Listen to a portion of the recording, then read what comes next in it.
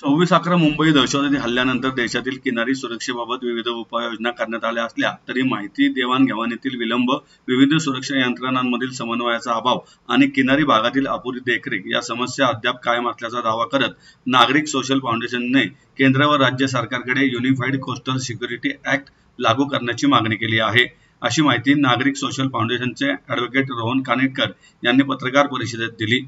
पत्रकार परिषदेला नागरिक सोशल फाउंडेशनचे विश्वस्त प्रीतम थोरवे, ॲडव्होकेट सर्वेश मेहेंदळे आदी मान्यवर उपस्थित होते. पुढे बोलताना ॲडव्होकेट कानेटकर यांनी सांगितलं की 26/11च्या दहशतवादी हल्ल्यात 166 नागरिकांचा मृत्यू झाला होता. त्यानंतरही किनारी सुरक्षेतील धोके कायम आहेत.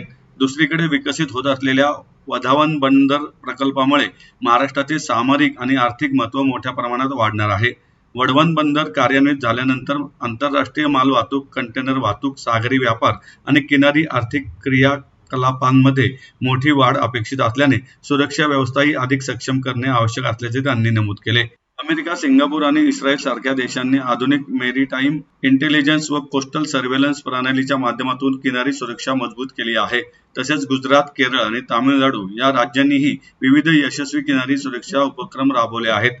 त्याच धर्तीवर भारतात राष्ट्रीय स्तरावर एकात्मिक किनारी सुरक्षा नेटवर्क उभारण्याची गरज असल्याचे फाउंडेशनने स्पष्ट केले. केंद्र शासनाकडे करण्यात आलेल्या मागण्यांमध्ये युनिफाईड कोस्टल सिक्युरिटी ऍक्ट लागू करून भारतीय नौदल, तटरक्षक दल, मरीन पोलीस, सीमा शुल्क विभाग आणि बंदर प्राधिकरण यांच्यात एकात्मिक कायदेशीर चौकट निर्माण करणे, सर्व मासेमारी नौकांसाठी GPS, AIS आणि आधार संलग्न बायोमेट्रिक नोंदणी बंधनकारक करणे, तसेच संवेदनशील किनारी भागांना हाय सिक्युरिटी कोस्टल झोन घोषित करून सागरी गुन्ह्यांसाठी कठोर शिक्षा आणि विशेष जलदगती न्यायालयांची स्थापना करणे यांचा समावेश आहे. यावेळी भारतातील वाढते समुद्री सुरक्षा धोके, कोस्टल सिक्युरिटी व्यवस्थेतील त्रुटी आणि युनिफाईड कोस्टल सिक्युरिटी सिस्टीमची गरज याविषयी सविस्तर माहिती देण्यात आली. वाढता समुद्री व्यापार, मोठे बंदर प्रकल्प, समुद्रमार्गे होणारी तस्करी, घुसखोरी आणि राष्ट्रीय सुरक्षेवरील संभाव्य धोके लक्षात घेता केंद्र व राज्य शासनाने तातडीने एकात्मिक आणि रिअल टाइम किनारी सुरक्षा नेटवर्क उभारावे अशी मागणी नागरिक सोशल फाउंडेशनने केली आहे. आपला प्रमुख विषय आहे कोस्टल सिक्युरिटी. भारतासाठी एक युनिफाईड कोस्टल सिक्युरिटी बनवण्यात यावी आणि त्यासाठी आपण काही 26/11चा हमला असेल किंवा वारंवार होणारे अंमली पदार्थांची तस्करी असेल, ह्युमन ट्रॅफिकिंग असेल, या अनुषंगाने आपण काही मागण्या केल्या आहेत. तर राज्य सरकारकडे आपण अशा मागण्या केल्या आहेत की गुजरातचं तांत्रिक निगराणी प्रणाली असेल, केरळमध्ये उपक्रम राबवला जातो जसं की फिशरमॅन इंटेलिजन्स मॉडेल आहे, ज्यामध्ये तिथल्याच मच्छीमारांना घेऊन चांगली प्रणाली राबवली जाते. तशा गोष्टी अजून विकसित करण्यात याव्या. तसेच वधवान बंदर, JNPT सारख्या होणाऱ्या मोठ्या बंदरांवरती जास्तीत जास्त हाय सिक्युरिटी झोन तयार करून जास्तीत जास्त प्रणाली वापरून चांगलं सिक्युरिटी मेजर देण्यात यावं.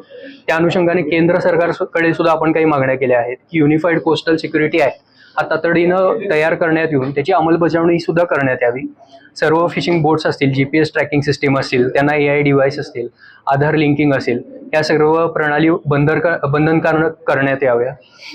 आणि कोस्टल सिक्युरिटी ऑफेन्सेससाठी जलदगती न्यायालये सुद्धा तयार करण्यात यावी, ज्यामध्ये फास्ट ट्रॅक पद्धतीनं मॅरिटाईम सिक्युरिटीचे जे मुद्दे असतील ते लवकरात लवकर सोडवले जातील आणि त्याचा बाकी ज्युडिशरीवर काही लोड येणार नाही. या मागण्या आम्ही केंद्र शासन व राज्य सरकारकडे अधिकृत पत्राद्वारे पाठवलेल्या आहेत. त्यांची वेळ मागितलेली आहे.